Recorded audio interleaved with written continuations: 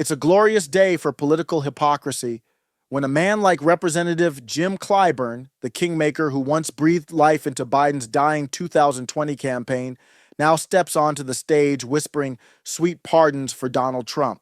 You remember Clyburn, the influential South Carolina Democrat, the other blacks who live in one of the poorest districts in the country, propelled Clyburn into a rich, high, on the hog, corrupt politician who routinely sends their tax dollars to other countries, whose fateful endorsement essentially dragged Biden's flagging candidacy out of the gutter in 2020, handing him South Carolina on a silver platter and ultimately the presidency. Now, with a straight face and a choir boy's grin, he cheerily suggests Biden should wipe Trump's federal slate clean. Let's savor this spectacle.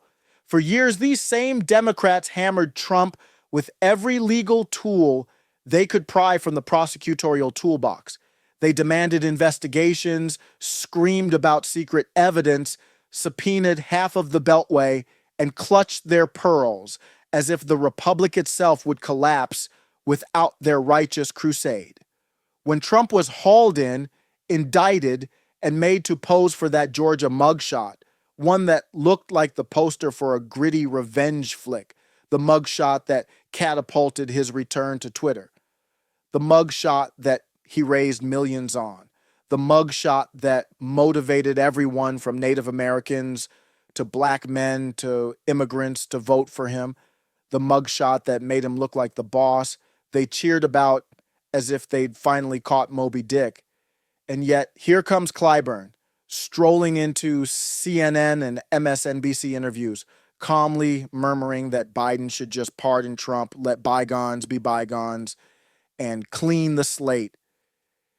I guess the half of our country that mugshot was supposed to scare into submission is now supposed to act like it didn't happen if Biden were to follow Clyburn's not-so-subtle message, which was sent from up high to pass along to Sleepy Joe and give Trump a pardon that constitutionally he wouldn't need, and besides that, he did nothing wrong.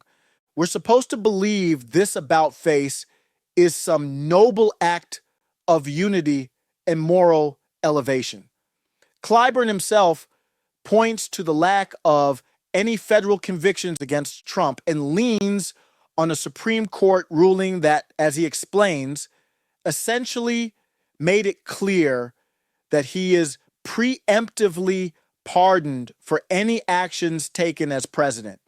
He's suddenly the high priest of mercy, the angel of exoneration, urging Biden to do what no one saw coming. Give Trump a gilded get-out-of-jail-free card. Senator Joe Manchin, never one to miss a spotlight, chimes in, pushing for a Trump pardon to appear more balanced. Balanced, he says. The entire stage tilts under the weight of that word. They once thundered about accountability, demanded Trump be held to the highest standard, insisted that justice must be served no matter the cost. Now, as the 2024 horizon looms and Biden's second run teeters under internal doubts, we watch them scramble for a magic trick to avoid the humiliation of a future Trump presidency armed with its own payback machine. The move reeks of desperation, a last-second costume change meant to prevent the Democrats from standing stark naked when the spotlight returns to Trump's next act. After all, what happens if Trump waltzes back into office? What if he uses the same arsenal of prosecutions they tried to aim at him? Better to douse the stage in holy water now, it seems, than to face that reckoning. But let's not forget the side act that made all this even juicier. Biden's quiet pardon of Hunter, who'd been crushed under felony gun charges and tax evasion pleas. That particular absolution, signed in the dead of night, ensures Hunter never has to answer for his crimes in a sentencing hearing. The excuse? The system was weaponized against Hunter to get at Joe. Never mind the earlier vows from Biden that no such pardon would ever occur. The Democrats brushed that aside and expected everyone to applaud this sanctimonious charade. Meanwhile, the same troop that once roared for legal purity now performs a heavenly chorus, singing praises of mercy and healing. The gall is almost commendable.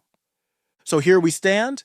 Jim Clyburn, a top-tier Biden ally whose support literally resurrected Biden's presidential bid, now leading the charge to pardon Trump, thereby undermining years of painstaking efforts to pin anything on the former president. Even as some Democrats cringe and worry that such a pardon might look like letting Trump off the hook, Clyburn waves them off, insisting we must think of the federal matters and the government's stability. The hypocrisy is so thick you could spread it on toast. If this is the Democrats' grand narrative twist, it's about as believable as the fox claiming it just wants to protect the henhouse. Clyburn's proposal isn't a flash of moral brilliance, it's a desperate pivot.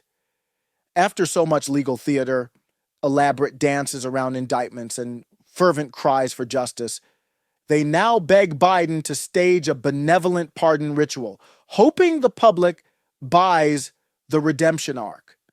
But the mask is slipping, and the stagehands can't fix the wobbly scenery fast enough. That's the punchline here. In the end, we're left with trembling Democrats, tossing pardons around like cheap confetti, hoping to conjure some false aura of fairness. Jim Clyburn's unexpected plea stands as a testament to political fear that Trump will return and that all their choreographed indictments will boomerang back. It's a nervous laugh track laid over a farcical drama, one where the audience can see the sweat beating under the angels' halos. If this is how they choose to rewrite the script, pardons for Trump, pardons for Hunter, moral grandstanding camouflaged as statesmanship, then the encore will be something worth watching. The Democrats can claim new wings and halos all they want, but no one forgets who handed out the halos in the first place. And as this twisted morality play unfolds, Jim Clyburn's voice rings loudest, echoing off the rafters with the most unlikely line of all: pardon him. Middle MAGA.